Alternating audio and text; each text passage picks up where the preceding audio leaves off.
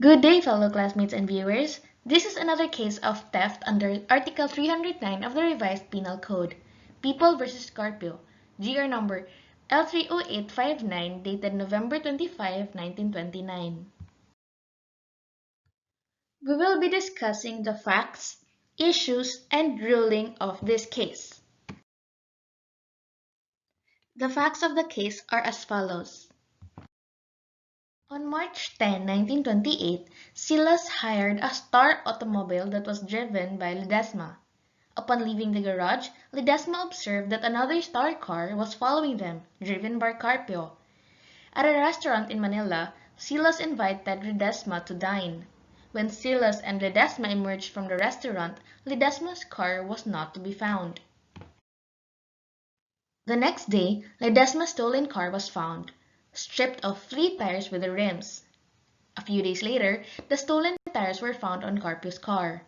When Ledesma asked Carpio how his 3 tires came to be on Carpio's car, the latter admitted that the said tires belonged to Ledesma. In fact, they were readily identified by their numbers. The trial judge found Carpio guilty, not of the theft of the automobile, but of the 3 tires only. Now we go to the issue of the case.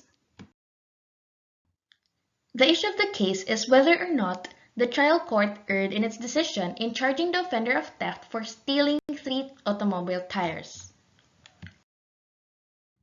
Before we go to the ruling of this case, let us first recall the elements of theft. 1. That there be taking of personal property.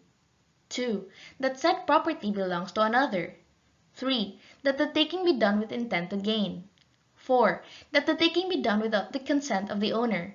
And 5. That the taking be accomplished without the use of violence against, or intimidation of persons, or force upon things. As to the ruling of this case, the Supreme Court viewed that the trial court erred on the side of leniency in sentencing the offender for the theft of the tires only. The act of theft was consummated not only with respect to the tires, but with respect to the automobile. The gist of the offense of theft consists in the furtive taking and asportation of property, and with intent to deprive the true owner of the possession thereof. The act of asportation in this case was undoubtedly committed with intent on the part of the thief to profit by the act.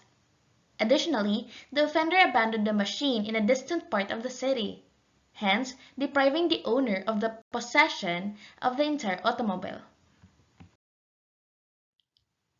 In this case, the deprivation of the owner and the trespass upon his right of possession were complete as to the entire car.